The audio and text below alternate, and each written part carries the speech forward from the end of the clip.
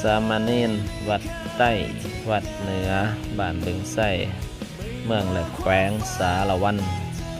พากันมาเฮียนอยู่โรงเรียนมสสงแขวงสารวันบ้านวัดกลางถ่ายรูปพกเพิ่นไว้เป็นที่ระลึกให้เบิ่งตอนใหญ่ว่าอนาคตต่อไปองค์ใดสิเป็นญาทานญาเธอหรือว่าสิกขาลาเพศหรือว่าสิอยู่ในวัดเลยหรือว่าสิได้เป็นผู้นำบ่อย่างสิเนาะเป็นผู้เป็นอาจารย์หรือว่าเป็นนักสาวขาสาวขายนักธุรกิจหรือว่าประชาชนทั่วไปก็พอได้จือจำไว้ในเวลาตอนใหญ่ให้มาเบิ่งไว้คืนทางเดินได้ห่วงกันมาเฮียนหลายๆคน